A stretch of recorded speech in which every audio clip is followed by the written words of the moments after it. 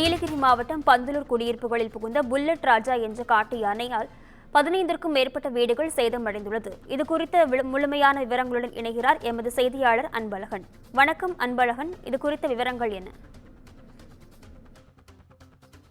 வணக்கம் நிஷா. நீலகிரி மாவட்டம் பந்தலூர் அருகே சேரங்கோடு மற்றும் அதன் சுற்றுவட்டார பகுதியில் கடந்த சில நாட்களாக இரவு நேரங்களில் குடியிருப்பு பகுதியில் அருகே உலா வரும் புல்லட் ராஜா என்ற ஒற்றை ஆண் காட்டு யானை வீடுகளை இடித்து அரிசி, பருப்பு உள்ளிட்ட பொருட்களை சூறையாடியும் 30க்கும் மேற்பட்ட வீடுகளை இடித்து சேதப்படுத்தி பொதுமக்களை அச்சுறுத்தி வருகிறது. இதனால் வீடுகளை இடித்து சேதப்படுத்தி பொதுமக்களை அச்சுறுத்தி வரும் புல்லட் ராஜா என்ற காட்டு யானையை பிடிக்க நடவடிக்கை எடுக்க வேண்டும் என அப்பகுதி மக்கள் வனத்துறையை கண்டித்து அப்பகுதியில் பல்வேறு கட்ட போராட்டங்களில் ஈடுபட்டு வந்த நிலையில் பொதுமக்கள் வைத்த கோரிக்கையின் அடிப்படையில் பொதுமக்களை அச்சுறுத்தி வரும் புல்லட் ராஜா என்கிற காட்டு யானையை CT-16 கோட்டமலை பாஸ்கர் என்ற பெயரிடப்பட்டு 75க்கும் மேற்பட்ட வனப்பணியாளர்கள் 4 குழுக்களாக பிரிந்து அதிநவீன ட்ரோன் கேமராக்களை கொண்டு காட்டு யானையின் நடமாட்டத்தை கண்காணித்து பொம்மன் மற்றும் சீனிவாசன் ஆகிய 2 கும்கி யானைகளை கொண்டு காட்டு யானையை ஊருக்குள் நுழைவதை தடுக்க கடந்த 3 நாட்களாக பாதுகாப்பு பணியில் வனத்துறையில் ஈடுபட்டு வந்தனர்.